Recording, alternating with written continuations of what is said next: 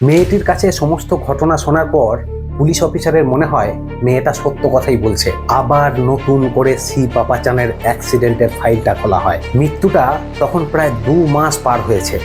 মৃত্যু হয়েছিল মে মাসে, এবার আসে আগস্ট মাস। যেখানে অ্যাক্সিডেন্ট হয় ওই রুটের সমস্ত সিসিটিভি ফুটেজ দেখা শুরু করে কেরালা পুলিশ। কোইন্সিডেন্ট ভাবেই অ্যাক্সিডেন্ট হওয়ার 100 মিটার দূরে একটা বাড়ি থেকে একটা সিসিটিভি ফুটেজ পাওয়া যায়। ওই ফুটেজে একটা নীল রঙের গাড়ি দেখতে পায়। সিসিটিভির ফুটেজ একদমই সুরক্ষিত, আর তাতে ওই গাড়ির নম্বরটাও দেখতে পায় পুলিশ। নম্বর দিয়ে রেজিস্ট্রেশন খুলে দেখতে পায় ওই গাড়িটা যে অ্যানিম্যান নামের ব্যক্তি গ্রেপ্তার হয়েছিল তার নয়। গাড়িটা অ্যানিম্যানেরই এক বন্ধুর, যার নাম হাসিফ আলী।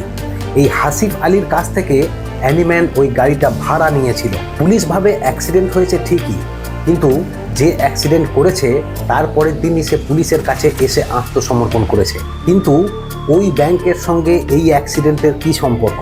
ভাবনা চিন্তা করে কিছু না পাওয়ার পর পুলিশের মনে হয় অ্যানিম্যানের বিষয়ে একটু খোঁজ খবর নেবে। যেহেতু পুলিশের কাছে আগে থেকেই তার নম্বর এবং তার ডিটেল ছিল, তাই তার ফোন নাম্বারটা দিয়ে প্রথম তার কল ডিটেল বের করে পুলিশ। শুরুর দিকে সেখানে এমন কিছু পাওয়া যায়নি যাতে করে অ্যানিম্যানকে সন্দেহ করা যেতে পারে। আরও 2 মাস আগেকার কল ডিটেল বের করা হয়, আর প্রথম ক্লুটা সেখান থেকেই পাওয়া যায়।